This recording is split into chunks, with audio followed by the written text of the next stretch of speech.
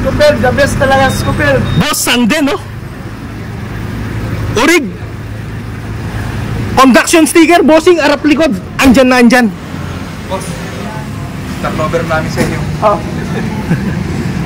Papakita ko yung Sanden, mga bossing. Sanden po yung aircon niya, yun, no? Pwede mong ilawin yung pugs. Yun din, yun nandun. Pakita, hindi, i-plus like mo. Boss. Kunin mo yung ano. Mga bossing, ito. Kompleto na to. Sa totoo lang, ang ORCR nito, mga bossing, ito sa tapatan natin, 1 month po mahigit. Pinakiusap ko lang sa pinakakaibigan natin sa LTO. Yun yung naisip ko na, bossing, kung nahirapan talaga siguro sa Scoopel dito. Kasi 100% yung kahit kanino mo itanong. baka sakali. Pinakiusap lang natin. Boss, Reynaldo E2. Gusto ko kasi, mga bossing, uuwi ng Mindanao to na nakapangalan sa kanya. Acquired yan, boss. Eh yung pinaka-importante, papel ng sasakyan. Yung rehistro, pakita mo pre. Na nakarehistro yan. Sir, nakarehistro po. Na nakapangalan kay boss.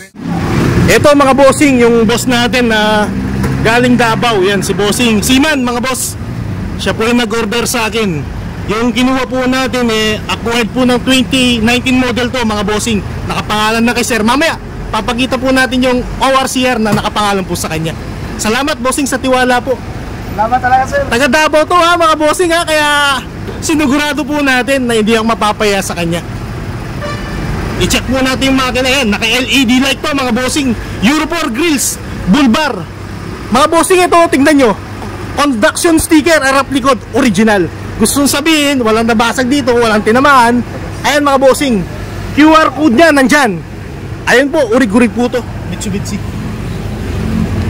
Bossing, ito yung pinaka-importante sa lahat po. Urig po yan, hindi po. Sabi na mekaniko. Ah, sabi na? Sabi na? Bossing, ano masasabi mo sa mekaniko? Ayun yung mekaniko ni Bossing ha. Kumusta? Kumusta yung makina? Bossing ha, Yokohama pa po yung binigay natin sa battery mo. Good na good yung makina. Bossing, check na po. Ayan po yung pinaka-importante sa lahat, makina. Naka-aircon pa to, mabigat siyang dapat. Loaded pag naka-aircon. Urig yan, boss. Bossing, check mo, kasa markings. Di pa nabuksan, ni isang beses. Wala ko masabi sir. Ni isang beses po, ayan. Kahit kanino natin pakitang mekaniko to, ni isang beses, di pa nabuksan ang makina. Ito mga bossing. Ang linis nito, kasa markings siya. Urig-urig po to, mga bossing.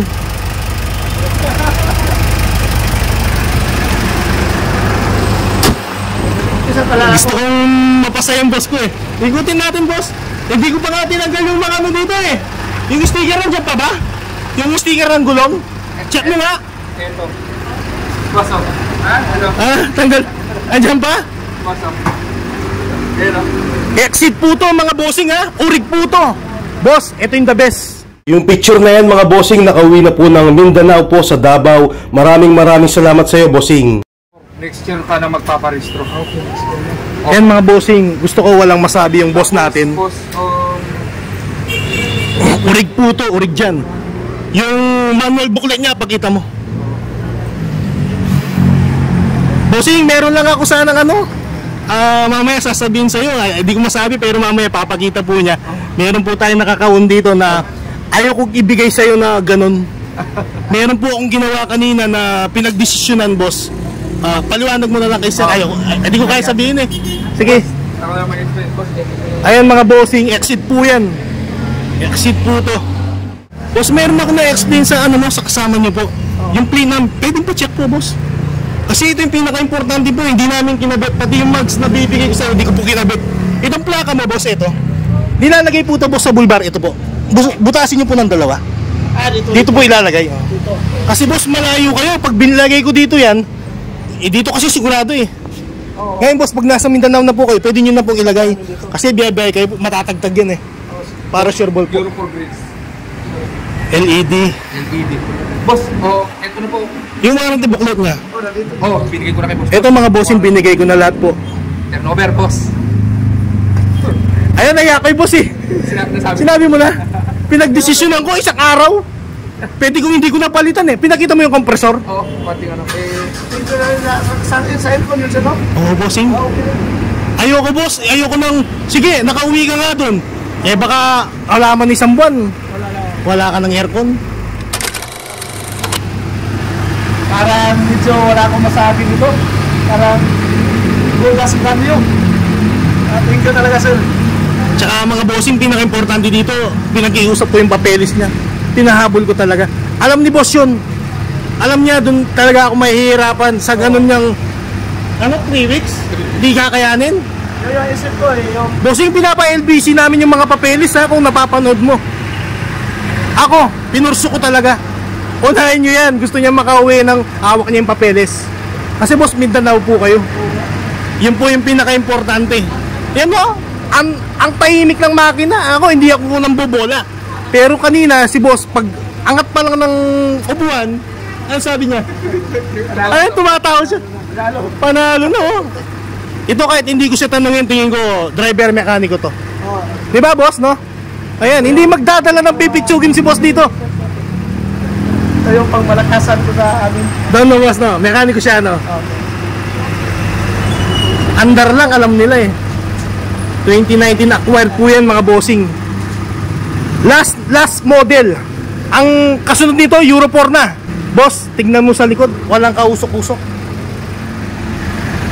Ito yung pambato natin mga bossing, walang kausok-usok.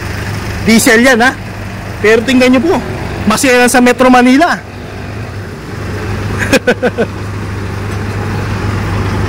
Wala. Eh boss, yung ano mo, reserva yun? Oh, boss, makapal.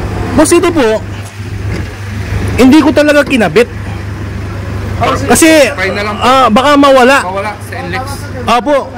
Yan boss, 4 po yan. Hindi na nila pinatay. Oo.